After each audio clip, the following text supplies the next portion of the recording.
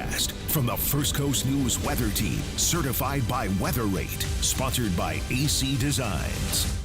This is a look at the tropical wave that we have been keeping an eye on. Right now, it's a disorganized cluster of showers and thunderstorms. You can see how it's trying to get its act together, but there's dry air here, so it's really struggling to form and to develop, but it's going to move towards the Bahamas, and that's where it will move over very warm water that could help it start to organize. So that's why here, this orange blob, that's the area of possible tropical development. So around here, that's where we could potentially get a tropical depression forming. And the National Hurricane Center says, yes, it is possible we could have a tropical depression form later this week. Right now, they're giving it a 60% chance of developing within the next 7 days. From there, how strong will it become? Where will it go? Models completely disagree still. However, the hurricane hunters are investigating this system tomorrow, and we should know more once we get information from them.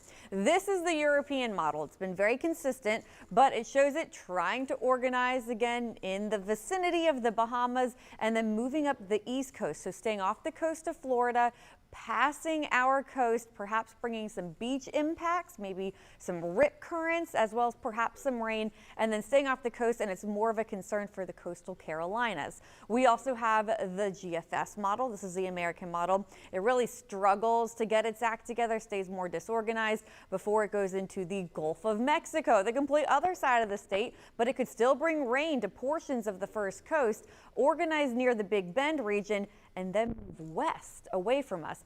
Two completely different outcomes. So the main points tonight are that there's a medium chance of development.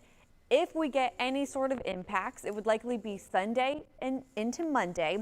And the hurricane hunters are investigating this system tomorrow at 2 o'clock. So make sure to check back in for updates over the next several days. As we get more information on this system, we will know much more about where it's going. Overnight tonight, temperatures are dropping down into the 70s. If you're heading to Jags training camp tomorrow, please stay hydrated. By 11 a.m., it's almost 90 degrees, but it feels like 102 degrees out there. Highs on our near 95 degrees, but with the 60% storm coverage, it's something that we will have to watch out for, the possibility of some showers and storms later on in the evening. Now here's a look at your most accurate 7-day forecast. It will stay hot with feels like temperatures in the triple digits through the beginning of the work week, and then by Sunday and Monday, that all depends on what happens in the tropics. Our rain chances could change, so make sure to check back in for those updates.